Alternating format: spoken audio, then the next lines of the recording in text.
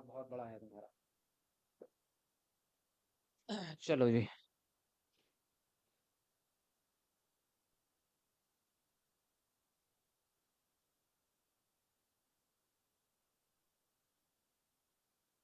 कितनी मर्तबा करना है लाइक? एक ही मर्तबा करना है सर। जिन्होंने नहीं किया उसको कह रहा हूँ, जिन्होंने नहीं किया वो लाइक कर दो, ऐसा नहीं कि जिन्होंने कर दिया तो कर दिया। अब देखिए, राज्य, राजा और एक प्राचीन गणराज्य। तो राज्य की शुरुआत कहाँ से होती है? अभी तक तो हमने जितनी भी चीजें पढ़ी हैं वो सब पुरानी चीजें पढ़ी हैं, है ना? कि पुरानी चीजें, लोग कैसे कब्रें बना रहे हैं, लोग कहाँ से आए, कैसे खाना पीना सीखा, कैसे कैसे रहने लगे लोग, वो सब चीजें पढ़ी। अब शुरुआत होती है आधुनिक भारत की, है ना? ये समझ लो आधुनिक भारत की शुरुआत होती है कि अब राज्य बनने स्टार्ट होंगे, कैसे राज्य शुरू हुआ, कैसे लोगों ने युद्ध लड़े, एक दूसरे के राज्य पे कब्जा करा, सब चीजें। अब आएगा मजा असली, है ना? असली इतिहास और युद्ध शुरू होंगे अब। चुनाव का दिन, ये तो एक एनसीईआरटी के बच्चे की कहानी है छोटी सी। वो ये है कि जब सर शंकरन उठा तो उसने देखा कि उसके नाना नानी वोट डालने जा रहे थे। दरअसल वे चुनाव केंद्र पर सबसे पहले पहुंचना चाहते थे। शंकरन जानना चाहता था कि आखिर वे इतने उत्साहित क्यों हैं। उसके नाना जी ने उसे जल्दी से समझाने की कोशिश की और कहा, आज हम अपने शासकों का चुनाव करने जा रहे हैं, है ना? हम अपने शासकों का चुनाव करने जा रहे हैं। फिर उसके आगे कहानी बढ़ती है। कुछ लोग शासक कैसे बने? तो लगभग 50 वर्षों से हम अपने शासकों का चुनाव मतदान के जरिए करते आ रहे हैं। एनसीईआरटी में ऐसे लगभग लिख दिया है। वैसे तो 75 से साल से ज्यादा हो गए हैं, है ना? लेकिन बहुत पहले लोग शासक कैसे बनते होंगे भाई? अभी तो हम चलो चुनाव करते हैं, लेकिन पहले कैसे बनते थे? तो हमने अध्याय 4 में पढ़ा है, कुछ राजा संभवतः जन यानी कि लोगों द्वारा चुने जाते थे। परंतु करीब 3000 साल पहले राजा बनने की इस प्रक्रिया में कुछ परिवर्तन दिखाई दिए। कुछ लोग बड़े बड़े यज्ञों को आयोजित कर राजा के रूप में प्रतिष्ठित हो गए। अब देखते हैं कैसे कैसे कहानी शुरू हुई है। कहाँ से आपका, देखो, ये एक घोड़ा है जिसको कहा कहा जाता है अश्वमेध। इस घोड़े का नाम है और ये एक प्रथा है। अब इस प्रथा को समझो, बड़ी इंटरेस्टिंग है और आपके एग्जाम के हिसाब से भी बहुत महत्वपूर्ण है। अश्वमेध यज्ञ क्या है? एक ऐसा ही आयोजन है। इसमें एक घोड़े को राजा के लोगों को देख रेख में स्वतंत्र विचरण के लिए छोड़ दिया जाता है। विचरण मतलब घूमने के लिए। एक घोड़े को ऐसे ही घूमने के लिए छोड़ दिया जाएगा जंगल में, राजा कहीं भी वो घूमता जाए, उसको ऐसे ही अपने दरबार में खुला छोड़ दिया कि जाओ घूम के आओ, है ना? इस घोड़े को किसी दूसरे राजा ने अगर रोका तो उसे वहां अश्वमेध यज्ञ करने वाले राजा से लड़ाई करनी पड़ती थी।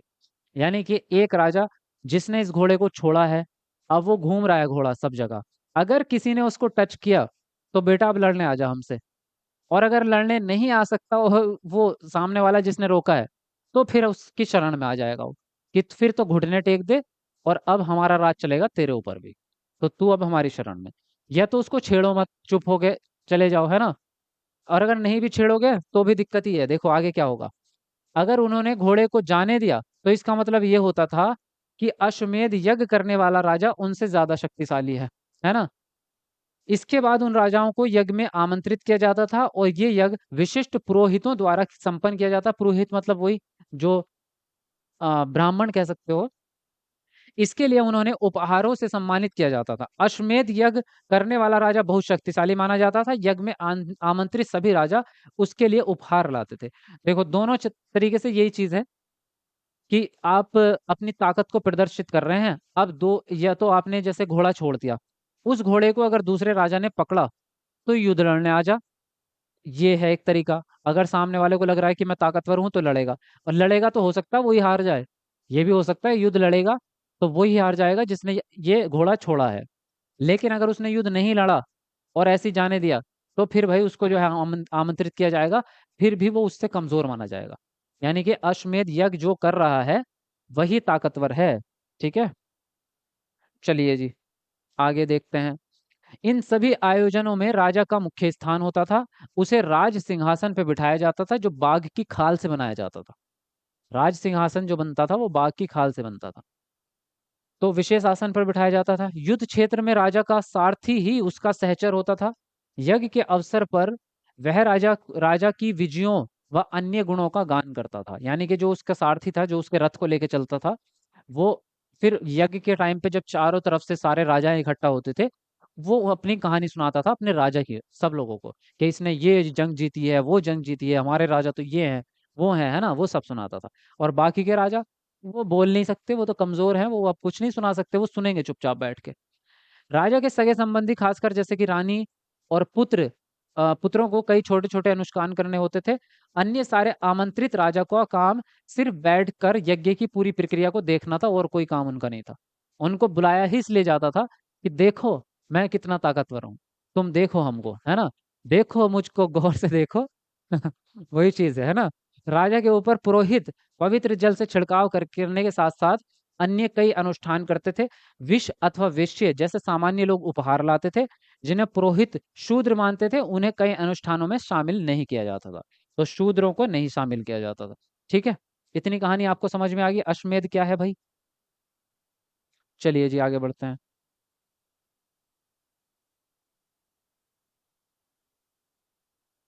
हाँ जी, ये तो रामायण लव कुश कांड का है, अच्छा।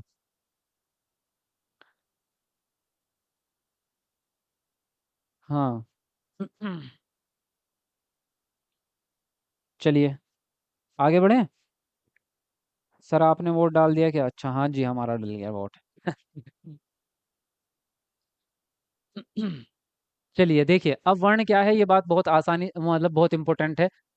आराम से समझ में आ जाएगी, इतनी बड़ी बात नहीं है। सामाजिक वर्ग, मतलब वर्ण का मतलब यही है आपका, ये सामाजिक वर्ग शब्द मैंने लिखा है आगे इसलिए जानबूझ के, ताकि आपको समझ में आ जाए। समाज में लोगों को बांटा जाता था, मतलब कैटेगरीज बनी हुई थी, जैसे आज भी है कैटेगरीज बनी हुई, उसी तरह से उस टाइम पे चार कैटेगरीज बनी हुई थी, जिनके बारे में हम आज बात करेंगे। देखो ध्यान से, चार के अलावा शायद और भी हो सकती है जो अलग प्रकार प्रकार की होंगी। इस समय उत्तर भारत में खासकर गंगा यमुना क्षेत्र में कई ग्रंथ रचे गए। ऋग्वेद के बाद रचे होने के कारण ये उत्तर वैदिक ग्रंथ कहलाते हैं। क्या कहलाते हैं, उत्तर वैदिक ग्रंथ कहलाते हैं। इनके अंतर्गत सामवेद, यजुर्वेद, अथर्ववेद तथा अन्य ग्रंथ शामिल हैं। पुरोहितों द्वारा रचित इन ग्रंथों में विभिन्न प्रकार के अनुष्ठान तथा उनके संपादन की विधियां बताई गई हैं। इनसे सामाजिक नियमों के बारे में भी बताया गया है। तो उस समय समाज में कई समूह थे, जिसमें पुरोहित, कृषक, पशुपालक, व्यापारी, शिल्पकार, श्रमिक, मछली पकड़ने वाले तथा जंगल में रहने वाले लोग शामिल थे। जहां कुछ पुरोहित तथा योद्धा वैभवशाली थे, वहां कुछ कृषक और व्यापारी भी धनवान थे।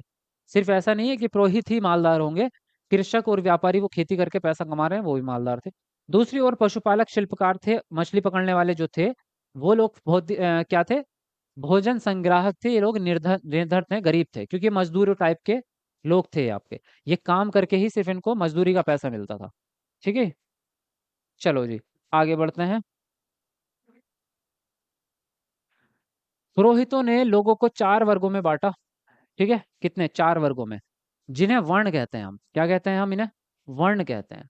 अब देखो इनमें क्या है, ये इनको काम के हिसाब से बांटा गया। किसके हिसाब से, काम के हिसाब से। पहला वर्ण था आपका ब्राह्मणों का। उनका काम होता था वेदों का अध्ययन अध्यापन करना और यज्ञ करना।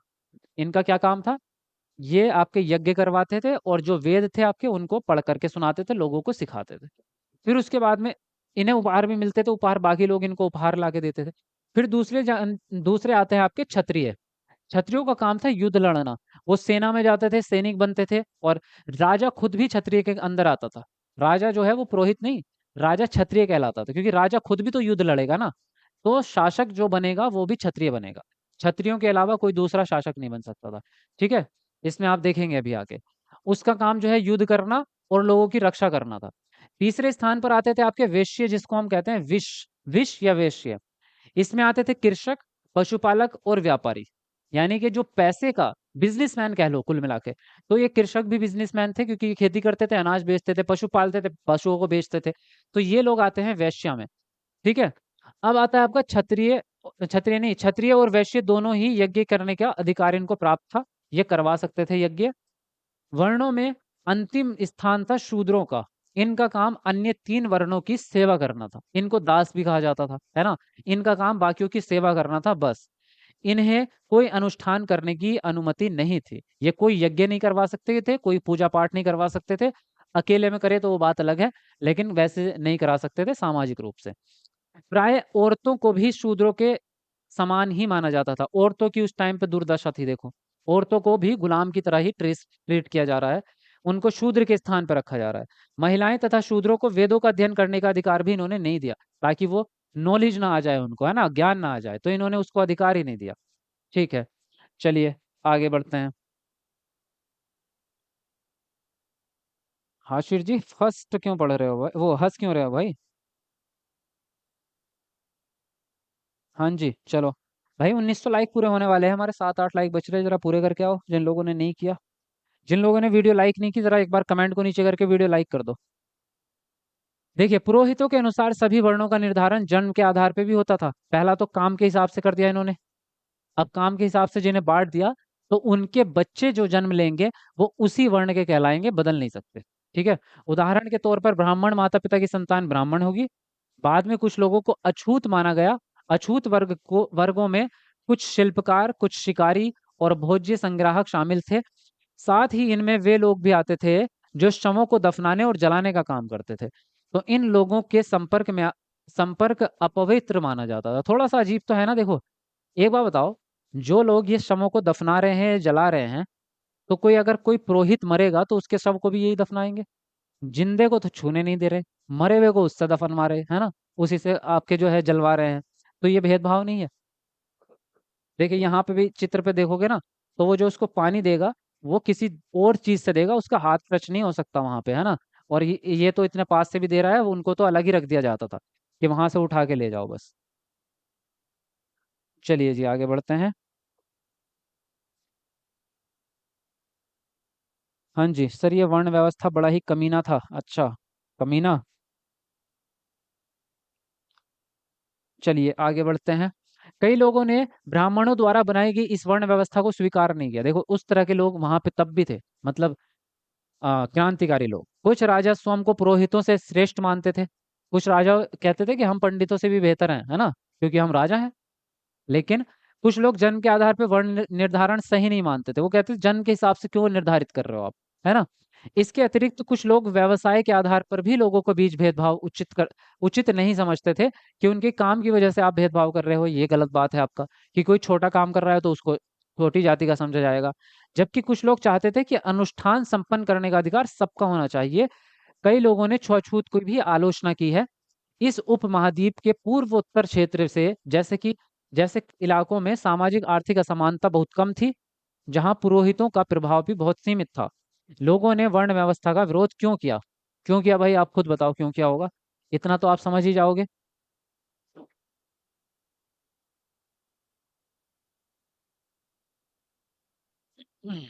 चलिए जी आगे बढ़ते हैं। जनपद क्या चीज है भाई? देखो, आज के जमाने में अगर हम बात करें तो जनपद जिले को कहा जाता है ना। जनपद जिले को कहा जाता है। लेकिन पहले जनपद जो कहा जाता था वो अपने साम्राज्य को कहा जाता था, मतलब राज्य को। जितने एरिया में आपका अधिकार होगा उसको जनपद कहते थे पहले। तो किसी राजा का अधिकार है मान लो 100 किलोमीटर तक का, तो उस एरिया को वो अपना जनपद मानता था। तो महायज्ञों को कराने वाले राजा अब जन के राजा ना होकर जनपदों के राजा माने जाने लगे। ठीक है। जनपद का शाब्दिक अर्थ है जन के बसने की जगह।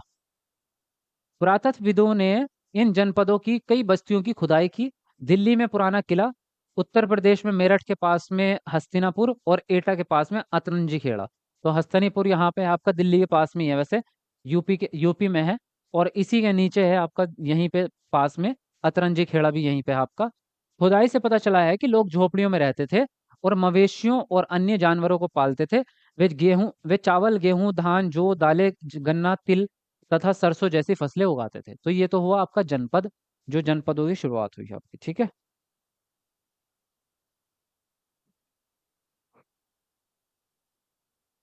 उसके बाद क्या इस सूची में तुम्हें ऐसी फसल का नाम दिखा जो जिसका उल्लेख अध्याय 3 में नहीं है? तो बताओ कौन सी ऐसी फसल थी जिसका उल्लेख अध्याय 3 में नहीं है? तो भाई इनमें थी आपकी गन्ना। गन्ने की फसल नहीं थी पहले, गन्ने की फसल ये नई उगानी शुरू की इन्होंने, है ना। तो लोग मिट्टी के बर्तन भी बनाते थे। इन्हें कुछ धूसर और कुछ लाल रंग के होते थे। इन पुरास्थलों में कुछ विशेष प्रकार के बर्तन हैं जिन्हें चित्रित धूसर पात्र के रूप में बनाया जाना जाता है। जैसे कि आप इसमें देख सकते हो, ये वाला पात्र आपका। तो जैसा कि इनके नाम से ही स्पष्ट है, इन बर्तनों पर चित्रकारी की जाती थी। और ये आमतौर पर सरल रेखाओं तथा ज्यामितीय आकृतियों के रूप में होती थी। तो इन पे रेखाओं में आप देख सकते हैं, ये इस तरह के डिजाइन इस पे बने हुए हैं, है ना, इस तरह के डिजाइन इस पे बने हुए हैं। तो इनको क्या कह रहे हैं? चित्रित धूसर पात्र, इनका नाम है। अब आती है कहानी शुरू महाजनपद की। यहां से शुरू होगा आपकी असली जंग तो। महाजनपद क्या है आपके? देखिए अब मजा आएगा आपको धीरे धीरे। करीब 2500 साल पहले कुछ जनपद अधिक महत्वपूर्ण हो गए। और 2500 साल पहले मतलब जब ये 2500 साल पहले की बात करें तो ये गंगा नदी के पास वाले जो इलाके थे उन्हीं की बात कर रहे हैं। इन्हें महाजनपद कहा जाने लगा। क्यों कहा जाने लगा? क्योंकि ये थोड़े ताकतवर हो गए और बड़े हो गए, इलाके में बड़े हो गए ये, इसलिए इनको महाजनपद कहा जाने लगा। फिर अधिकतर महाजनपदों की अपनी एक राजधानी होने लगी, है ना। जब राज्य बनेगा तो राज्य की राजधानी भी बनेगी। तो राजधानी बनानी शुरू कर दी इन्होंने। फॉर एग्जाम्पल आप मगध को ले सकते हो। मगध अपने आप में एक महाजनपद बना और उसने जो है अपना राज्य स्टार्ट किया। कई राजधानियों में किलेबंदी भी की गई। आपकी राजधानी की चारों तरफ जो है आपके किला बना दिया गया और उसके चारों तरफ बड़ी बड़ी दीवारें, ऊंची ऊंची दीवारें बना दी गई। और सेना भी बनाई गई। फिर उसके बाद में चारों ओर लकड़ी ईंट पत्थर की ऊंची दीवारें बना दी गई आपके, है ना। ऐसा लगता है कि लोगों ने अन्य राजाओं के आक्रमण से डरकर अपनी सुरक्षा के लिए इन किलों का निर्माण किया। कुछ राजा अपनी राजधानी के चारों ओर विशाल, ऊंची और प्रभावशाली दीवारें खड़ी करके अपनी समृद्धि और अपनी शक्ति का प्रदर्शन करना चाहते थे कि हम राजा हैं ताकतवर वाले, है ना। जैसे कि इस फोटो में देखो आप, तो इसमें आपको किलेबंदी की दीवार दिखाई दे जाएगी। तो इस तरह से ऊंची ऊंची दीवार बनाते थे वो चारों तरफ, अपना राजधानी के चारों तरफ। इस तरह से के किले के अंदर रहने वाले लोगों और उस क्षेत्र पर नियंत्रण रखना भी सरल हो जाता था। इस तरह की विशाल दीवार बनाने के लिए व्यापक योजना की आवश्यकता थी और लाखों की संख्या में ईंटों पत्थरों का इंतजाम करना पड़ता था। हजारों स्त्री पुरुषों तथा बच्चों ने इसके लिए अथक परिश्रम किया होगा। मतलब राज्य में से ही लोगों को पकड़ करके मजदूरी पे लगा देते थे, है ना। और वहां पे ऐसा नहीं कि मजदूरी के बदले आपको पैसा मिलेगा ना, उन्होंने अलग ही सिस्टम बना रखा था। कुछ तो कर के रूप में कि मतलब हर परिवार का एक सदस्य हफ्ते में एक दिन काम करने आएगा। तो ये उनका कर हो गया।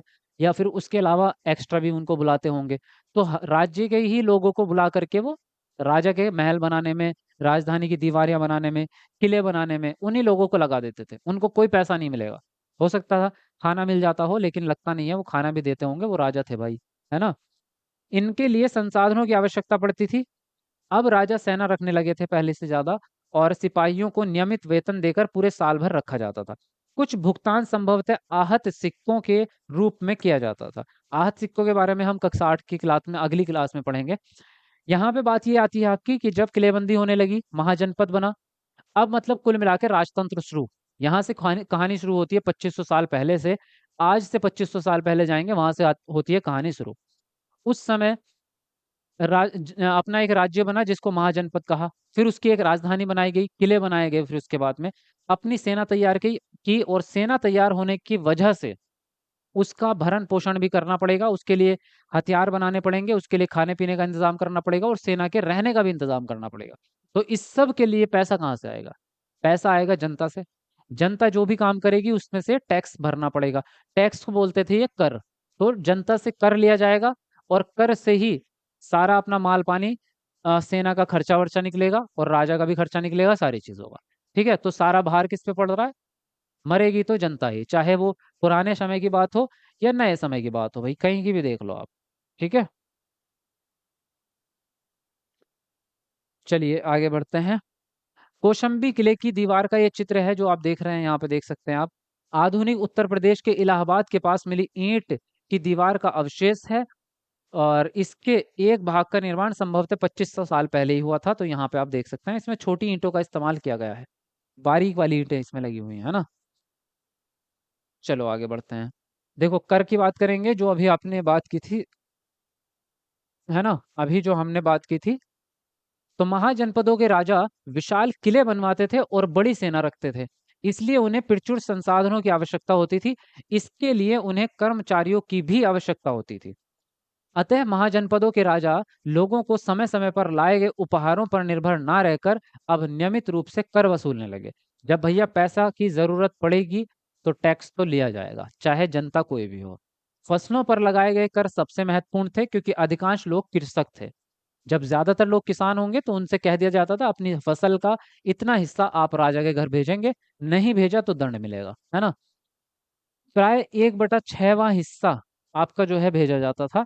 यानी कि अगर जो है किसी किसान के यहाँ 6 क्विंटल गेहूं हुए हैं, 6 क्विंटल गेहूं हुए हैं, तो 1 क्विंटल गेहूं जो है उसको राजा के घर भेजना पड़ेगा, ठीक है ना। तो जिसे भाग कहते थे। अब ये शब्द देखो ये कितना इंपॉर्टेंट है, अगर याद नहीं रखा एग्जाम में मार खाओगे। भाग का मतलब आपको पता होना चाहिए कि आपका कर के वो आपको एक रेफरेंस देगा कि 2500 साल पहले महाजनपदों में जो राजा थे उनके हिसाब से भाग जो था वो भाग क्या था आपका। तो भाग वो है जो फसलों से कर लिया जाता है, यानी कि फसलों का एक कर, फसलों में से जो कर निकालते हैं उसको भाग के नाम से जाना जा रहा है। तो एक एक शब्दावली आपको याद रखनी है, इन शब्दों से ही एक्चुअल में आपके प्रश्न बनते हैं जो शब्दावली आती है। क्या क्या बात कर रहे हो भाई, चलो देख लेता हूँ आपकी कमेंट भी क्या कह रहे हैं। सर क्लास में सब बेहोश हो रहे हैं, अच्छा जी। ज्यादा डोज हो गई क्या? हाँ। अभी तो 4 चैप्टर किए हैं हमने, अभी तो ज्यादा कुछ किया भी नहीं है।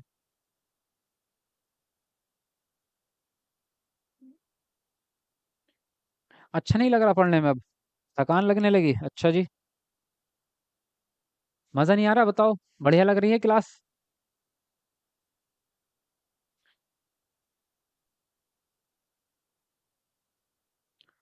आपको भी काम करना होगा, अब रहने दीजिए, कल पढ़ाइएगा। मेरा तो काम यही है। मेरा काम यही है भाई, आपको पढ़ाना। और क्या करूंगा मैं? शादी मेरी हुई नहीं है तो मैं करूंगा क्या और? यही करूंगा मैं, आपको पढ़ाने का ही काम है। कारीगरों के ऊपर भी कर लगाए जाते थे, देखो एक तो पहला कर हो गया आपका किसानों का, दूसरा कर हो गया आपका कारीगरों के ऊपर। कारीगर लोग जो काम करते थे, और ये कर आपका कैसे चुकाएंगे? ये चुकाएंगे श्रम से, यानी कि मजदूरी करके, काम करके। तो इनको क्या करना पड़ता था, एक बुनकर या लोहार या सुनार को राजा के लिए महीने में एक दिन काम करना पड़ता था, तो ये इनका कर था। महीने में एक दिन काम जो करेंगे राजा के लिए करेंगे, तो यानी कि महीने का एक हिस्सा इनकी तरफ से जाएगा। पशुपालकों को जानवरों पर कर दिया जाता था। जानवरों या उनके उत्पाद के रूप में व्यापारियों को सामान खरीदने बेचने पर भी कर देना पड़ता था। तो ये जो व्यापार करेंगे पशुपालक उसमें से कर देंगे आप। आखेटक और संग्राहक जो लोग होंगे, जो शिकार करते थे और फल फूल और जंगल की जो सुविधाएं हैं, जो उत्पाद है वहां से इकट्ठा करके लाते थे, उसमें से थोड़ा सा हिस्सा राजा के यहाँ पहुंचाना होता था। ठीक है, प्राय वस्तुएं देनी होती थी। तो अगर कोई आम खरीद के लाया है तो आम दे दिया उसने, आप राजा के यहाँ एक टोकरी आम भिजवा दिए, है ना, इस तरह से भिजवाते थे। तो जो भी जंगलों से लेके आओगे वो राजा के यहाँ भिजवाना पड़ेगा। आखेटक तथा खाद्य संग्राहक राजाओं को क्या देते होंगे? तो यही देते होंगे खाने पीने की चीजें जो जंगल से लेके आएंगे, है ना। चलिए, कृषि में परिवर्तन कैसे कैसे हुआ भाई, देखो यहाँ पर। पहले कृषि कैसे हो रही थी आपकी? पहले कृषि लकड़ी के हल से हो रही थी, और शायद यहाँ पर कुछ चेंज हुआ होगा, है ना। देखते हैं। इस युग में कृषि के क्षेत्र में दो परिवर्तन हुए। एक तो हल की फाल जो है वो लोहे की बनने लगी। लोहे की ये जो होता है ना फाल होती है आपकी, जो आपका हल होता है वो इस प्रकार का होता है, देखो। ये होता है हल, और यहाँ पे जुड़ा होता है आपका ये हत्था, है ना, जो भी होता है आपका। तो ये जो होता है ना ये फाल कहलाता है, ये आपका ये होता है आपका फाल। तो पहले तो ये लकड़ी के होते थे। अब ये जो होने लगे आपके, जो इसके जमीन के अंदर जाके होता है इसको, ये लोहे का होने लगा अब आपका। एक तो ये अंतर आया। अब कठोर जमीन को लकड़ी के फाल की तुलना में लोहे की फाल से आसानी से जोता जा सकता था, और इससे फसलों की उपज बढ़ाई जा सकती है। जमीन जितनी बढ़िया जुतेगी, आजकल ट्रैक्टर से, रोटोवेटर से, और जो आपकी क्या होती है वो हैरो टाइप की कुछ होती है, तो उससे आजकल जो है फिर चलन उस चीज का है। तो अब तो हल भी कम हो गए, अब तो बहुत बढ़िया करके जमीन को जोता जाता है ना। फिर क्या हुआ आपका दूसरा परिवर्तन ये हुआ। एक परिवर्तन तो ये हुआ कि हल जो है वो लोहे के हो गए। अब याद रखना, ये क्या चेंज हुआ, कौन से काल में हुआ, बताना जरा। ये जो चेंज हम पढ़ रहे हैं कब हुए? कमेंट करके बताना, क्या लिखोगे आप? क्या समझ में आ रहा है आपको, बताओ। कुछ समझ में आ रहा है? बीज छिड़क कर खेती की जाने लगी। अरे अंजू जी, बीज छिड़क कर नहीं है, यहाँ पे ध्यान से समझो क्या लिखा हुआ है आपके। छिड़क कर तो पहले ही हो रही थी, यहाँ छिड़क कर नहीं, यहाँ रोपण पद्धति इस्तेमाल होने लग गई। ठीक है, पौधों का रोपण शुरू हो गया आपका। और ये कब हो रहा है आपका? 2500 साल से बाद में हो रहा है, आज से 2500 साल पहले शुरुआत हुई इन चीजों की। और यहाँ पे तब हुई जब महाजनपद बनने लगे, जब राजा बन गए। राजा बने, महाजनपद बने, कर शुरू हो गया। तब की ये कहानी है जो हम पढ़ रहे हैं स्टेप बाय स्टेप। चलो देखो, चलो एक बार रिवाइज करते हैं पूरे को शुरू से अब तक का। सबसे पहले 20 लाख साल पहले लोगों को कुछ नहीं पता था क्या करना है, खाली पेट भरने की सोच रहे थे। बिल्कुल आदि मानव थे, है ना, कुछ नहीं पता क्या करना है। सिर्फ वो पैसे खाने पीने की तलाश में घूमते रहते थे इधर उधर। तो उनको वो भटकते रहते थे, शिकार वगैरह करना स्टार्ट कर दिया था उन्होंने। शिकार कर लेते थे और अपना जो भी खाने पीने की चीजें थी उन्हें ढूंढते थे जंगलों में जाके। उसके बाद क्या हुआ, 12,000 साल पहले, आज से 12,000 साल पहले, ये तो मैंने बताया 20 लाख साल पहले से शुरुआत हुई जब, तो उन्हें कहते थे आखेटक खाद्य संग्राहक। 12,000 साल पहले कहानी शुरू होती है पशुपालन की, क्योंकि 12,000 साल पहले मौसम में बदलाव हुआ और वनस्पतियां उगनी स्टार्ट हो गई। और जो पालतू पशु थे वो उनकी जनसंख्या बढ़नी स्टार्ट हो गई, जो शाकाहारी जंतु थे, तो उनको पालना स्टार्ट कर दिया मनुष्य ने। तो खेती वगैरह स्टार्ट कर दी उसके बाद में, ठीक है। उसके बाद में कपास की खेती करी, जो कि हमने पढ़ा मेहरगढ़ से आपका जो है कपास की खेती के अवशेष मिले हैं। उसके बाद में सिर्फ हम आते हैं फिर से सिंधु घाटी सभ्यता पे, है ना। वैसे नर्मदा घाटी पे भी हम आए, तो नर्मदा घाटी और ये किरथर पहाड़ियों वाली, ये सेम टू सेम लगभग 8,000 साल पहले, 7,000 साल एक साथ ही चल रही थी। ये लोग भी खेती पालन कर रहे थे, पशुपालन खेती वगैरह यही काम इनके चल रहे थे, इसके अलावा कोई नहीं थे। फिर कहानी शुरू होती है सिंधु घाटी सभ्यता की, आज से 4700 साल पहले। 4700, 4700 साल पहले कहानी स्टार्ट होती है। वहां पे लोगों ने नगरों का विकास करना स्टार्ट किया, यानी कि अब लोग गांव से उठ करके नगर में शिफ्ट होने लगे और बड़ी संख्या में इनके जो है आ, इमारतें बननी स्टार्ट हो गई, पक्के घर बनने स्टार्ट हो गए, है ना। और इनका जो है एक सिस्टमेटिक तरीके से लोग काम करने लगे, खेती भी कर रहे हैं बढ़िया तरीके से सब चीजें, और एक सिस्टम बन गया आपका। फिर उसके साथ बाद जो है कुछ दिन बाद, आज से 3900 साल पहले, सिंधु घाटी सभ्यता का विनाश हो गया और कुछ लोग इधर उधर जा करके रहने लग गए, है ना। वहां से जो जिंदा बचे वो इधर उधर चले गए कहीं से कहीं तक, और बाकी लोग जो है वहां पे कुछ मर गए। तो यही लोग जब उठ उठ के आ गए, तो जब कई कई जगह अलग अलग जगहों पे गए, तो जब भी गांव उजड़ता है और लोग अलग अलग जाते हैं, तो फिर उनको संभलने में फिर सदियों लग जाती है वापस से। तो यही वो लोग थे जो इधर आके बसे आपके पूर्वी भारत में, और नीचे की साइड में चले गए कुछ, आपके उत्तर दक्षिणी भारत में चले गए। तो अभी जो हम कहानियां पढ़ रहे हैं वो इन्हीं चीजों की है। ये लोग 3900 साल पहले इधर उधर भटके, लेकिन बाद में धीरे धीरे इकट्ठा हुए, धीरे धीरे उन्नति हुई, और 2500 साल पहले आपके जनपद और महाजनपदों की शुरुआत हो गई। तो पूरी कहानी अब तक की समझ में आ गई आपको, कैसे कैसे मानव ने उन्नति की है धीरे धीरे, ये कहानी समझ में आ रही है। अब क्या करने लगे लोग, अब खेती भी बढ़िया तरीके से करने लगे। 2500 साल पहले जब महाजनपद बने, राज्य बन गए अब, तो खेती भी बढ़िया तरीके से होने लगी। राजा अपने सेना बनाने लगा, राजा लड़ाइयाँ लगने लड़ने के लिए तैयार हो गया, और जमीनें जीतने के लिए, लोगों को जीतने के लिए कि राज्य बड़ा करेंगे अपना। अब आ गई उनके अंदर राजनीति वाली चीजें। तो अब जो है खेती कर और सेनाएं होने लगी। तो खेती में परिवर्तन पढ़ रहे थे अब हम। खेती में क्या परिवर्तन आए, पहला परिवर्तन तो ये आ गया कि हल जो है वो लोहे के होने लगे। दूसरा परिवर्तन ये आ गया आपका कि पौधे रोपण होने लगे। यहाँ पे देखो, ये आप लोगों ने भी किया होगा कभी, गांव में जो लोग रहते हैं उनको इसके बारे में बहुत बढ़िया पता होगा, है ना। ये देखो, इसको मुंजी कहते हैं हमारे यहाँ पे, आपके यहाँ धान कहते होंगे, है ना। चावल कहते हैं इसको, चावल की खेती। तो धान को पौधे तैयार करके रोपण किया जाने लगा, छिड़कने की बजाय छिड़कना छोड़ दिया इन्होंने और रोपण करने लगे। अब पहले की तुलना में बहुत ज्यादा पौधे जीवित रहते थे, और इसलिए पैदावार भी ज्यादा होने लगी। इसमें से कमर तोड़ मेहनत परिश्रम लगता था, और ये काम ज्यादातर दास दासियां या भूमिहीन खेतीहर मजदूर करते थे। जो ये काम कर रहे हैं ये मजदूर लोग करते हैं, जो किसान है वो खुद नहीं करते, वो मजदूरों से करवाते हैं ये काम। इतनी कहानी आपको समझ में आ चुकी है।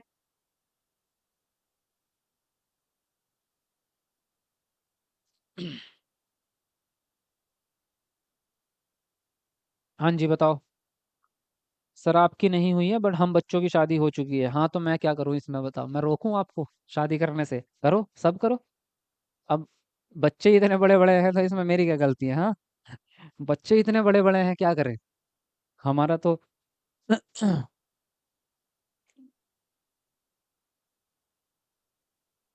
चलिए जी आगे बढ़ते हैं। भाई वीडियो को लाइक करो यार, जिन लोगों ने अभी तक नहीं किया जरा करके आओ फटाफट से। इतनी इंपॉर्टेंट क्लास चल रही है, लाइक में क्यों कंजूसी कर रहे हो, है ना। चलो, देखिए अब बात करते हैं मगध की। यहाँ से शुरुआत होती है। मगध अपने आप में एक बहुत इंपॉर्टेंट महाजनपद था। ये था आपका मगध। बिहार जो है ना, वर्तमान बिहार, बिहार को ही मगध कहते हैं, लेकिन सिर्फ बिहार को नहीं कहते। बिहार के आसपास और भी बहुत सारे एरिया थे जो आपके मगध के अंदर ही आते थे, है ना। और उसके बाद जो है मगध पहले छोटा था, फिर धीरे धीरे बड़ा होता गया, क्योंकि उसने आसपास के एरियो पे कब्जा किया। तो इसलिए मगध राज्य थोड़ा सा बाद में बड़ा हो गया। कैसे कैसे हुआ उसके बारे में धीरे धीरे पढ़ते चले जाएंगे। लगभग 200 साल के भीतर मगध सबसे महत्वपूर्ण राज्य बन गया, जनपद बन गया आपका। यानी कि आज से 2300 साल पहले, ठीक है, आज से 2300 साल पहले मगध राज्य बना आपका। गंगा और सोन नदी जैसी नदियां मगध से होकर बहती हैं, ये आपको पता ही है, क्योंकि गंगा नदी आपकी हिमालय से निकल के बिहार से होती हुई जाती है, तो ये मगध राज्य से होती हुई जाती थी आपकी। और यातायात, जल वितरण और जमीन को उपजाऊ बनाने के लिए बहुत महत्वपूर्ण थी ये जो नदी थी आपकी। नदी में एक तो यातायात, नदी के सहारे आपका पानी के सहारे यातायात हो जाता था, नाव में बैठकर। दूसरा, जल वितरण होता है इससे, यानी कि आसपास के खेतों में सिंचाई के लिए इसने काफी नहरें छोटी छोटी बना दी। और इसकी वजह, इसने जो है अपने साथ जो मलबा लेके आती थी, उससे उसकी वजह से इसने जो बनाया ना डेल्टा, जिसको हम कहते हैं सुंदरवन डेल्टा। सुंदरवन डेल्टा का नाम सुना है? वही है आपका। इसने उपजाऊ जमीन बना दी एकदम यहाँ इस एरिया में, बहुत बढ़िया वाली, ठीक है, खेती के लिए। इसीलिए तो लोग यहाँ पे रहने लगे। मगध राज्य क्यों डेवलप हुआ? मगध राज्य ही सबसे ज्यादा डेवलप हो रहा है, वजह थी गंगा नदी और ब्रह्मपुत्र नदी। इन्होंने इतना बढ़िया डेल्टा यहाँ पे बनाया। एक तो ये मैदानी इलाका था, ये पठारी भी नहीं पहाड़ी भी नहीं। दक्षिण भारत पठारी है और उत्तर भारत पहाड़ी इलाका है, लेकिन ये जो एरिया था बीच वाला, ये बड़ा प्लेन एरिया था, एकदम मस्त वाला। तो यहाँ पे जो नदी आई, उन्होंने अपना निक्षेप छोड़ा यहाँ पे, अपना जो भी मिट्टी ऊपर से बहा के लाई उसने अब बना दिया एकदम मस्त वाला जगह बना दी, उपजाऊ भूमि। वहां पे जंगल उत्पन्न होने लगे, लकड़ियां, और जंगल उत्पन्न होंगे तो पशु भी आएंगे, पशु भी वहां पे पलने लग गए। भाई घास के मैदान उगेंगे तो पशु वहीं पे आएंगे जहाँ खाने को मिलेगा। फिर फल फूल उगने लगे, खेती उगने लगी, खेती बढ़िया होने लगी, तो लोग भी तो वहीं रहेंगे ना जहाँ खेती बढ़िया होगी। तो इसलिए ये बहुत जल्दी डेवलप हुआ एरिया। मगध का एक हिस्सा जंगलों से भरा था। इन जंगलों में रहने वाले हाथियों को पकड़कर उन्होंने प्रशिक्षित करके सेना में काम में लाया जाता था। तो जैसे हाथी यहाँ पे देख सकते हो आप। यह नहीं, जंगलों से घर, गाड़ियां और रथ बनाने के लिए लकड़ी भी मिल जाती थी आपको, है ना। और इसके अलावा इस क्षेत्र में लौह अयस्क भी प्रचुर मात्रा में मिलता था। तो देखो कितनी मस्त जगह है आपकी, है ना। मजबूत औजार और हथियार बनाने के लिए लोहे का इस्तेमाल होता था आपका। तो इस जंगल में इसलिए जो है ये महत्वपूर्ण है आपका। चलिए जी आगे बढ़ते हैं। हाँ जी। कितने बजे तक होगी क्लास? अच्छा बता देंगे भाई आपको भी।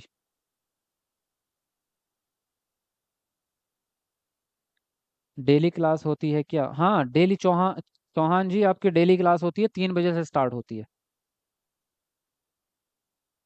हाँ, जो भी नए बच्चे जुड़ रहे हैं वीडियो लाइक करते रहना सब लोग, ठीक है ना। हाँ जी। देखो बात करें यहाँ पर, मध्य में दो बहुत ही शक्तिशाली शासक हुए हैं। वो हैं आपके बिंबिसार और अजात शत्रु। ये दोनों ही आपके जो है बाप बेटे थे। बिंबिसार का बेटा था अजात शत्रु। ये दोनों ही बाप बेटे थे। पहले बिंबिसार आया, फिर आपका अजात शत्रु आया, लगभग आज से कितने साल पहले? 550 साल पहले, साल नहीं, आज से नहीं, 550 BC, 550 ईसा पूर्व। तो अगर हम अब से गिनेंगे तो ऐसे हो जाएगा 2300 2400 साल, या 2500 के आसपास मान सकते हो आप, है ना। तब की ये कहानी है। फिर आपका जो है अन्य जनपदों को के लिए ये हर संभव साधन अपनाते थे। महापदानंद आया इनके बाद। इनके बाद आया ये महापदानंद, है ना। कब आया ये आपका? ये लगभग जो है 400 BC से 329 BC के दौरान ये आया, और एक महत्वपूर्ण शासक ये रहा आपका। इन्होंने अपने नियंत्रण का क्षेत्र इस उपमहाद्वीप के उत्तर पश्चिमी भाग तक फैला लिया था। बिहार में राजगीर जो कि पहले उसका नाम था राजगृह, अब है आधुनिक राजगीर। यहाँ पे मैं दिखा देता हूँ आपको। ये आपका नेपाल है, ठीक है। तो ये उत्तरी भारत आपका समझ ओ पूर्वी भारत आपको समझ में आ रहा होगा। यहाँ न्यू दिल्ली है, ये आपका दिल्ली है। यहाँ से उत्तर प्रदेश स्टार्ट होता है आपका, और यहाँ तक चलता है आपका, है ना। यहाँ तक उत्तर प्रदेश चलता है। इसके नीचे आपका बिहार स्टार्ट हो जाता है। तो यहाँ पे देखेंगे आप, ये है राजगीर, ये वाला एरिया, ठीक है। कलर मैच तो नहीं हो रहा, कभी आपको पता ना चले। ये वाला एरिया है राजगीर, ठीक है। तो ये इनकी राजधानी थी पहले, मगध की राजधानी थी राजगीर। और फिर पटना बनी बाद में, इसकी राजधानी पटना यहाँ है। पटना बाद में बनी। इसका पटना का पहले नाम हुआ करता था पाटलिपुत्र। क्या होता था? पाटलिपुत्र। ठीक है। और इसके अलावा और भी चीजें हैं, अभी धीरे धीरे आगे बढ़ेंगे। तो यहाँ पे देखो, बिहार में राजगीर है, यानी कि आधुनिक राजगीर कुछ सालों तक मगध की राजधानी बनी रही। मगध की राजधानी। और बाद में फिर पाटलिपुत्र को राजधानी बना दिया इन्होंने, पटना को राजधानी बना दिया। ठीक है। कहानी समझ में आ रही है आपको? बताओ। कहानी समझ में आ रही है ना? कहानी के रूप में पढ़ो यार, कहानी में मजा आता है, कहानी की तरह पढ़ते रहेंगे। हाँ जी। देखो, 2300 साल से भी पहले की बात है। मैसिडोनिया का राजा सिकंदर, सिकंदर का नाम सबने सुन रखा होगा, जिसका दूसरा नाम था अलेक्जेंडर। तो सिकंदर जो है, कहते हैं ना महान राजा है, बहुत योद्धा था उसने, दुनिया पे काफी कब्जा कर लिया था, वगैरह वगैरह कहानी आपने सुनी होगी। जो जीता वही सिकंदर। यहाँ पे आप देख सकते हैं चित्र आपका। तो सिकंदर राजा विश्व विजय करना चाहता था, यानी कि पूरे विश्व पे ही वो विजय प्राप्त करना चाहता था। तो पूरी तरह से सफल ना होने पर भी वह मिस्र और पश्चिम एशिया के कुछ राज्यों को जीतता हुआ। मिस्र कहाँ पे है आपका? मिस्र आपका इधर हो गया आपका, अफ्रीका में हो गया आपका, हाँ, नॉर्थ अफ्रीका में। उसके बाद जो है भारतीय उपमहाद्वीप में व्यास नदी के किनारे तक पहुंच गया था। व्यास नदी मैंने आपको अभी बताई थी। जो हमारा ये आपका भारत है, यहाँ पे देखोगे तो ये भारत है आपका, है ना? ये भारत है। तो यहाँ पे ये जो सिंधु नदी जाती है आपकी, सिंधु नदी, तो व्यास नदी निकलती है यहाँ से आपकी, ये व्यास नदी। ठीक है। तो यहाँ तक पहुंच गया था वो, इस जगह पर, यहाँ तक पहुंच गया वो, इस जगह तक पहुंच गया वो। ठीक है। तो व्यास नदी तक पहुंच गया, और व्यास नदी के किनारे तक पहुंच गया जब उसने मगध की ओर कूच करना चाहा। अब चाह रहा था वो मगध पे कब्जा करना। उसने जो है इधर जीत लिया था सारा, ऊपर तक का अफगानिस्तान ईरान की तरफ के सारे राज्य जीत के आ गया वो। फिर वो यहाँ पे आना चाह रहा था मगध पे अपना कब्जा जमाने के लिए। तो उसके सिपाहियों ने मना कर दिया। क्यों मना कर दिया? उन्होंने कहा कि भाई साहब, क्या क्या चाह क्या रहे हो? उनके पास पता है क्या क्या है? पैदल लोग हैं उनके पास, क्योंकि भीड़ बहुत थी यहाँ। मगध राज्य में जनसंख्या इतनी थी, बेहिसाब जनसंख्या। और तुम्हें पता है इन्होंने सेना बना दी अपनी तगड़ी वाली एकदम, लोगों को इकट्ठा कर करके सेना बना दी। मगध राज्य ने उन्नति करी एकदम एकदम। इन्होंने जंगल से हाथी पकड़ पकड़ के अपना बना दिया। हाथी पकड़ पकड़ के उनको ट्रेंड कर दिया, घोड़ों को ट्रेंड कर दिया, एकदम मस्त वाले तैयार होके बैठे सब चीजें। तो सिकंदर के जो सिपाही थे, उन्होंने बोला भाई साहब हम नहीं जा रहे वहां, अगर गए तो वापस नहीं आएंगे, है ना? तो फिलहाल वहां से ही कहानी इनकी खत्म हो गई। चलिए अब हम पढ़ते हैं यहाँ पर आपका वज्जी। वज्जी एक ये भी जो मगध की तरह एक जनपद ही था, महाजनपद था वज्जी, जो इसके बिल्कुल पास में ही था मगध के।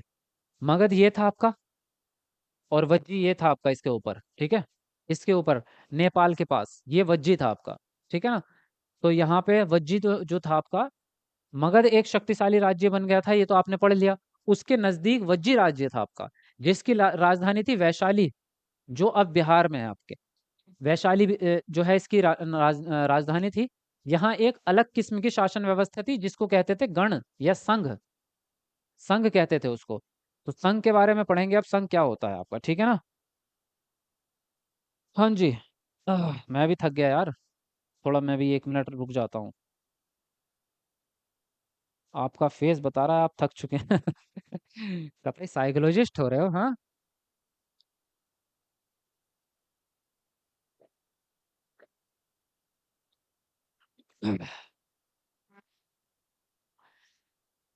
चलो 2 मिनट का ब्रेक ले लेते हैं, थोड़ा रेस्ट कर लूँ, मैं भी चुप हो जाता हूँ, है ना?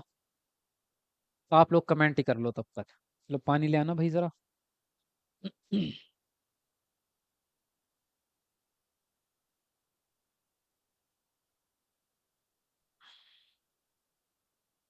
Outstanding teaching method sir, thank you ji, thank you very much. खुशी हुई आपकी बात सुन के। मुझे तो लगा था पता नहीं आप लोग इंटरेस्ट लोगे या नहीं लोगे, मैं सच बता रहा हूँ। मुझे ऐसा लग रहा था मैं इतिहास पढ़ाने जा रहा हूँ। मतलब एक बड़ा काम है इतिहास पढ़ाना, बहुत बड़ी जिम्मेदारी है। इतिहास अपने आप में बहुत बड़ी जिम्मेदारी है भाई। और मुझे लग रहा था पता नहीं आप लोग इंटरेस्ट लोगे या नहीं लोगे, पता नहीं मेरी बात आपको समझ आएगी या नहीं आएगी। लग रहा है वैसे आपको ठीक। क्लास कैसी लग रही है भाई आपको, जरा बताओ थोड़ा सा।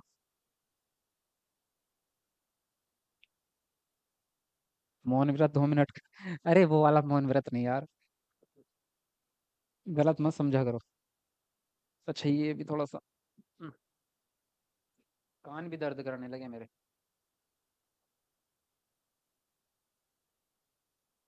क्लास लंबी इसलिए करनी पड़ रही है भाई क्योंकि सिलेबस बहुत है, और अगर हम देर देर करेंगे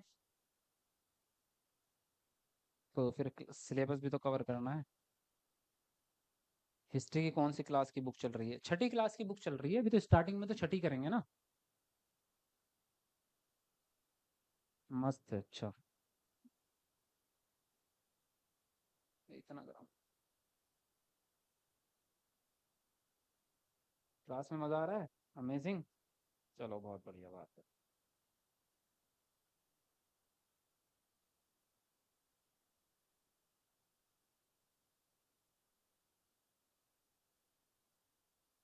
ज्ञान गंगा की धार बहाने वाले ऐसे गुरुजी के को मेरा सत सत नमन। Thank you so much sir ji, लाजवाब क्लास। इतनी शुद्ध हिंदी बोलते हो, ऐसा लगता है कि मैं बड़ा महापुरुष हूँ कोई।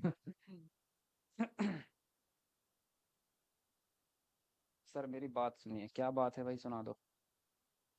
सच में सर बहुत ही अच्छा पढ़ाते हैं। अच्छा पूरे। ज्योति जी क्या कहना है बताओ।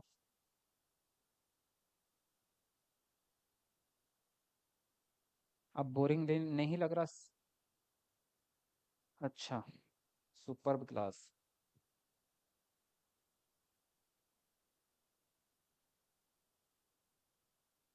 चलो जी शुरू करते हैं। ज्यादा रेस्ट नहीं लेते भाई, ज्यादा लेंगे तो जंग हार जाएंगे, है ना। जंग भी तो जीतनी है ना, तो कूच के लिए निकलना पड़ेगा। ठीक है, बहुत अच्छा लग रहा है। गुड इवनिंग टीचर जी। जी मन्नत जी गुड इवनिंग।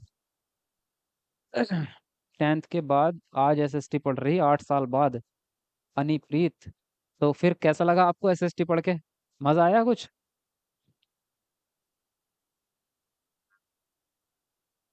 चलिए भी। No voice? ये कौन लिख रहा है भाई, वॉइस नहीं है। अब अपनी फोन की आवाज बढ़ाओ भाई साहब। एक बंदा आके ये लिखता है और मुझे फिर दिक्कत हो जाती है।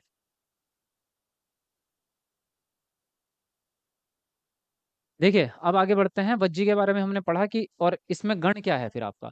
ये एक शासन व्यवस्था थी जो आपके वज्जी जगह पे, वज्जी जो राज्य है वहां पे गण व्यवस्था आपकी अपनाई जाती है। एक्चुअली गण क्या है आपका, गण में जो है कई सारे शासक होते हैं। शॉर्टकट में अगर मैं कहूँ तो गण में एक राजा नहीं होता, एक तो एक राजा है एक राज्य में, लेकिन गण में क्या होता है कि कई सारे राज्य, कई सारे राजा होते हैं जो मिलजुल के काम करते हैं। देखो, गण या संघ में कई शासक होते हैं, कभी कभी लोग एक साथ शासन करते हैं, जिसमें प्रत्येक व्यक्ति जो है वो राजा ही कहलाता है। ये सभी राजा विभिन्न अनुष्ठानों को एक साथ संपन्न करते हैं, सभाओं में बैठकर बातचीत करते हैं, बहस करते हैं, वाद विवाद करते हैं, और उसके जरिए से निष्कर्ष निकालते हैं कि क्या करना है और किस तरह से करना है। अगर कोई हमला करना है किसी राज्य पे तो भी सोच समझ के सब मिलके ही फैसला लेंगे। कर में वृद्धि करनी है तो मिलजुल के फैसला लेंगे। टैक्स कितना लेना है, टैक्स में कोई छूट देनी है नहीं देनी है, सारे निर्णय मिलजुल के लेंगे। जैसे मुख्यमंत्री मिलजुल के पूरे देश के बारे में, मुख्यमंत्री तो फिर भी अपना अलग राज्य चलाता है ना। तो ये एक ही राज्य के कई सारे मंत्री समझ लो आप। शत्रुओं के आक्रमण से निपटने के लिए वे मिलकर चर्चा करते थे। स्त्रियां, दास या कमकार, कमकार मतलब मजदूर, इन सब सभाओं में हिस्सा नहीं ले सकते थे। ठीक है, पुरोहित लोग हिस्सा लेते थे इसमें, इनके साथ बैठ करके, लेकिन दास लोग नहीं ले सकते थे।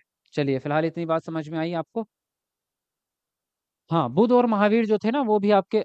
अच्छा, 1 रुपए का डाटा सूफड़ा साफ कर दिया। कहना क्या चाह रहे हो भाई साहब आप? लाजवाब क्लास। आवाज़ सही है सर। ओके। चलो 2000 लाइक होने वाले भाई हमारे, लाइक पूरे करवाओ जरा सब लोग फटाफट से। जिन लोगों ने नहीं किया वो कर दो। बुद्ध और महावीर दोनों ही गण और संघ के हिस्से थे या संबंधित थे। बौद्ध साहित्य में संघ के जीवन का बहुत ही सजीव वर्णन किया गया है। आपका बौद्ध साहित्य में संघ क्या होता है उसके बारे में बताया गया है। ठीक है, गण शब्द जो है, गण शब्द का प्रयोग कई सदस्यों वाले समूह के लिए किया जाता है। संघ अर्थात संगठन या कोई सभा, है ना। तो संघ वैसे हमारे हमें समझ में आ ही रहा है इसका शब्द का मतलब तो। वज्र संघ का ये वर्णन दीघ निकाय में मिलता है। और दीघ निकाय क्या है? ये एक बौद्ध ग्रंथ है ना। दीघ निकाय क्या है? एक बौद्ध ग्रंथ है। तो ये आपको याद रखना पड़ेगा, सारे ग्रंथ याद रखने पड़ेंगे मतलब जो अब आ रहे हैं इसमें, क्योंकि एक एक नाम इंपॉर्टेंट है। जैसे विनय पिटक आपसे पूछा गया था अभी लास्ट सी टेट में, तो विनय पिटक भी क्या है आपका, बौद्ध धर्म का ही एक ग्रंथ है। ये भी बौद्ध धर्म का ग्रंथ है, लेकिन दोनों में अंतर है, तो इसी हिसाब से याद रखेंगे आप।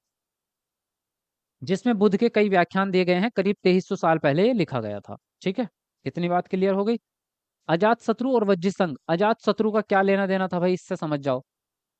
पहला नंबर पे आया बिंबिसार राजा। बिंबिसार के बाद कौन आया आपका, अजात शत्रु, उसका बेटा। तो अजात शत्रु संघ के साथ में कैसे जुड़ा, ये बात करते हैं। वज्जी संघ के साथ में अजात शत्रु का क्या संबंध था, ये देखो। अजात शत्रु क्या करना चाहता था, वज्जी संघ को अपने राज्य में मिलाना चाहता था। वज्जी बिल्कुल उसके ऊपर रखा है ना। मगध ये रहा आपका, मगध राज्य, और वज्जी ये रहा आपका यहाँ पर।